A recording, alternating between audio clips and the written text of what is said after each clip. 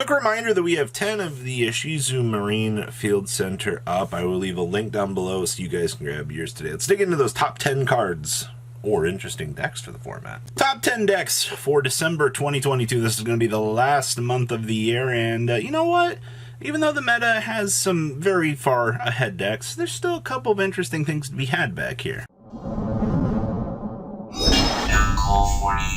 Make sure you guys smash the crap out of that subscribe button so you guys don't miss out on more awesome content. I want to start with my honorable mention here, which is technically I'm going to put at number 11 here, which is going to be Lyricalisk Tri-Brigade. Now, since Lyricalisk did get back some support, I've seen this deck actually kind of perform relatively well from playtesting from Duelist. F-Zero has become more streamlined at the moment. Yeah, they don't have, you know, the big angry Simorgh bird anymore, but honestly, Revolt plus F-Zero is still pretty much 2 negates, which can get you into some interesting places. Does it feel better than Sword Soul? Yeah, actually it does at the moment. So I do think kind of going forward here that Lyricalisk Brigade as an honorable mention I think feels fine. Obviously, you know, you can toss Sword Soul in the honorable mention department as well. That deck has just been falling off the face of the planet as each and every, you know, iteration of events go. So it's been kind of, it's been a little bit of a warning sign. So yeah, we're going to put that at number 11 because I wanted to establish that. Number 10 is going to be SCARECLAW. Now, the reason why I'm even maintaining SCARECLAW on this list was last season we saw, well, actually last ban list before things changed, we saw 3-4 SCARECLAW decks perform at regional level, and that definitely is still worth mentioning at this point in time because I think that that deck is still kind of scary, actually. You know, Tryhard's an amazing card. The Link one still does some amazing things for the deck, and I still think people kind of underestimate it. If you really want to switch this and Lyricalisk Brigade around, you can, but SCARECLAW from its previous performance last format, it feels better to me at the end of the day. So I don't know. I think SCARECLAW still has a lot of interesting things. I mean, you can obviously merge it with Tier if you want to play the Tier variant, but the Pure variant was the one that was performing a lot better, and I think that really says something about the deck. So maybe people underestimate it at the end of the day, but it's just that. Next up at number 9, it's going to be our NATURIA Ishizu deck. Now, don't get me wrong, NATURIA Ishizu hasn't performed super high. Most of the people that were kind of tossing the deck around were like, this is just, it's a giant brick house at the end of the day. I kind of understand that, and I feel that sentiment, to be honest with you. But I think for the most part, it still deserves a spot at the top cut because a lot of people are still trying to figure out the kinks of the deck. A lot of people are finding different ways to, you know, make combo with, you know, the deck. And to be honest with you, once the NATURIA stuff goes, it feels pretty good. You can toss Runic in here, and you can play the NATURIA Ishizu Runic package as well. That variant has done interestingly well. You know, Mystic Mine aside, interesting combinations of cards that you can kind of mess around with these different sub-engines and not really get punished for it, per se, which is kind of nice. Number 8 is going to be Bystial Dragon Link. Now, does this feel better than NATURIA Ishizu? Sometimes. I think that the problem here with this deck is it gets clunky at times. And when I say clunky, you're going to run into some particular scenarios where your hands might not be the best thing to combo off, but Magna getting to search for effectively most of the pieces in your deck is kind of crazy if you need to get that off the ground. Like, Magna is the best card in Bystial Dragon Link to bridge the gap between everything. Like, it's actually insane to me, the power that you get off of that splash ability. So yeah, plus, you know, being able to get access to the big Lubellion Dragon and get those advantage engines from your opponent. Yeah, Bystial Dragon Link is an absolute monster at taking out the advantage trees. So I like it. It feels right. All right, next up is going to be Despia. Now, Despia might feel a little bit low here. To be honest with you, it does kind of feel that way. Most of the combo iteration that Despia does, still can play it with tier. Obviously, I think a lot more people have had more success with it with the tier variant, per se, than some of the other variants, but I think that that's fine. At the end of the day, obviously, you know, Brandon read into Guardian Chimera, you know, splashing in your Bysteel package. Oh my god, the Bysteel package in this deck is actually kind of crazy at the end of the day. You want your advantage chicken nuggies? Okay, sure. You know, activate Despia Fusion, Branded Fusion, you know, drop the good stuff. You're like, oh, hey, I got Lubellion loaded up. You know, let's go ahead and combo on through the rest of our lines of play. That's kind of what you're getting. Plus, you know, you get your Lubellion, good stuff, into Mirror Jade. Deck's got a lot going for it still. Next up is going to be Exo Sister. Now, you're probably going to be like, really? You're putting Exo Sister at number 6? The thing with this deck is I'm not sure how it's going to perform.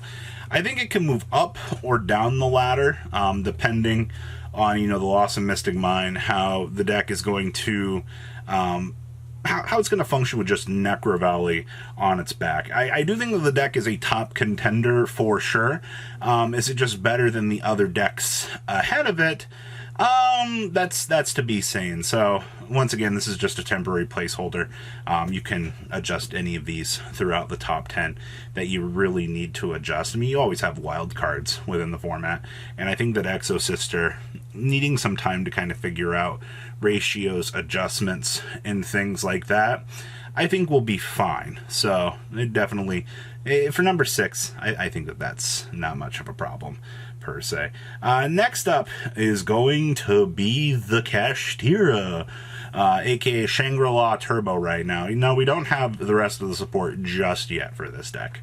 Right now it's basically Diabolza Shangri-La Turbo. You get access to Ascended Thunders to make all your combo lines and things like that. You also get Macro Cosmo and Dimensional Fissure. It's the same thing here with Exo Sister underneath it. You got to figure out how many ratios of, you know, Macro, Di-Fi, and all the other good cards in the world that you want to be able to slap in that bad boy to make it function. And I do think that will definitely be the thing that might put this deck ahead. Honestly, I feel just like the power scaling for KASHTIRA as it is now feels a little bit ahead of Exo Sister. You can argue, you know, semantics for that depending on the situation, but I don't know, KASHTIRA, just the banishing mechanic just feels so much more OP right now than it has previously. I wonder why that actually is. Next up, I'm going to put Pendulums at number 4, and I think this is going to be a little bit controversial. It's mainly because of Draco Slayer. I looked at pretty much every other deck on this list, and while I've seen SCARECLAW perform a little bit better than Pendulum, Pendulum's overall ceiling just feels better than everything on the rest of the lower half of this list.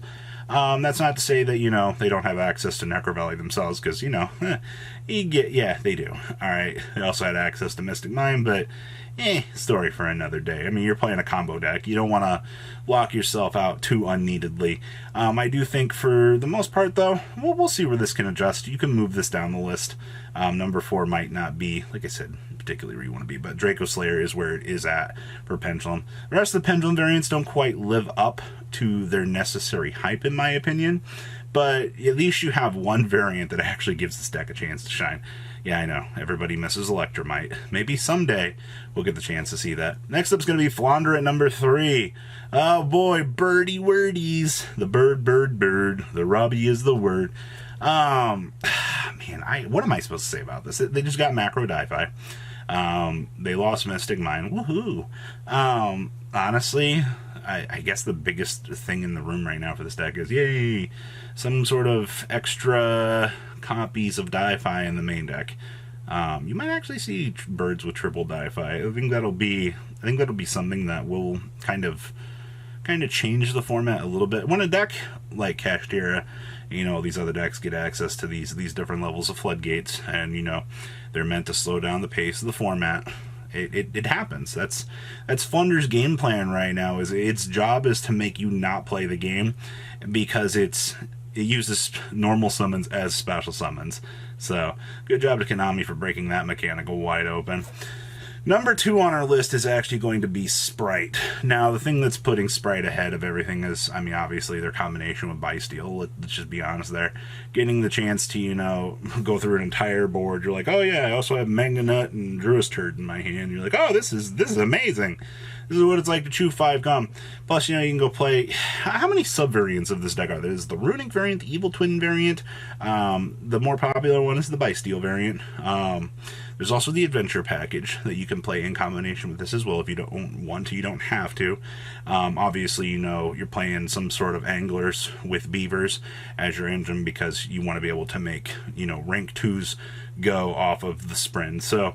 And it shouldn't surprise you, but you have so many variations of this deck that you can pick up.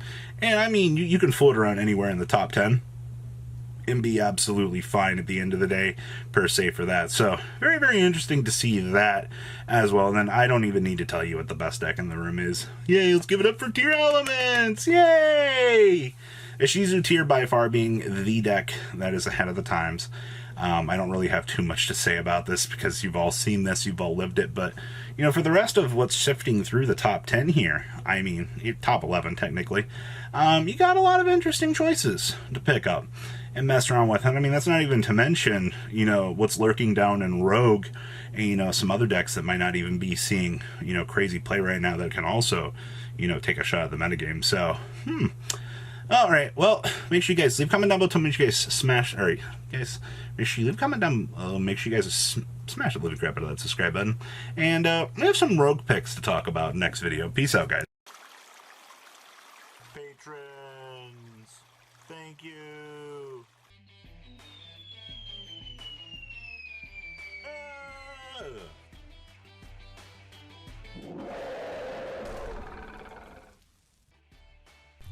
Thank you so much for watching. Check out these other videos.